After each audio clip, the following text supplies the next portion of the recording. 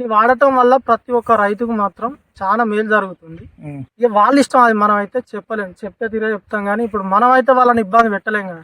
నాకు అంతకుముందు తెలియదు, నేను ఒక రైతు చెప్తే వాడుకుంటే నాకు బాగా రిజల్ట్ అనిపించింది. మనం చెప్పిన మాట వాళ్ళు వింటే వాళ్ళకు కూడా అర్థమైపోతుంది.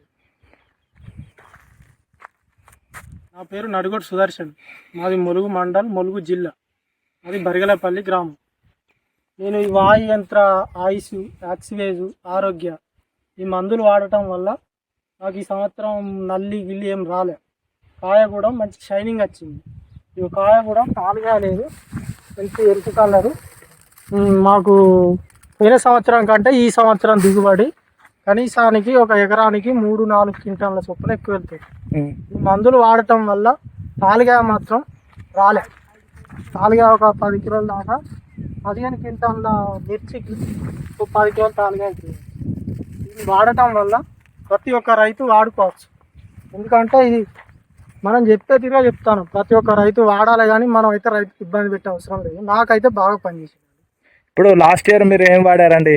లాస్ట్ ఇయర్లో కెమికల్ మందులు వాడాను. అది వాడటం వల్ల లాస్ట్కి వచ్చినాక తాలుగా దాదాపు ఒక ఎకరానికి 6-7 క్వింటాల చొప్పున తాలుగా వెళ్ళి లాస్ట్ ఇయర్. కెమికల్ వాడటం వల్ల 10 క్వింటాల మేలుగా వెళ్తాయి, 6-7 క్వింటాల తాలుగా వెళ్ళి లాస్ట్ ఇయర్. ఆ మందులు కొట్టడం వల్ల నేను చాలా నష్టపోయినా. ఈసారి మాత్రం నాకు ఈ మందుల వల్ల ఏ మందులు? వాయు యంత్ర, ఆక్సివేజ్, ఆయుష్. వాయు యంత్రం ఎన్నిసార్లు కొట్టారండి మీరు?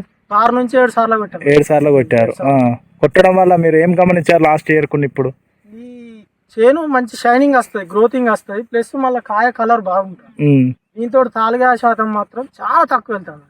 అంత పడితే 10 కిలోలు అయితే వచ్చు. 15 క్వింటాల మిర్చికి 10 కిలోల తాలుగా.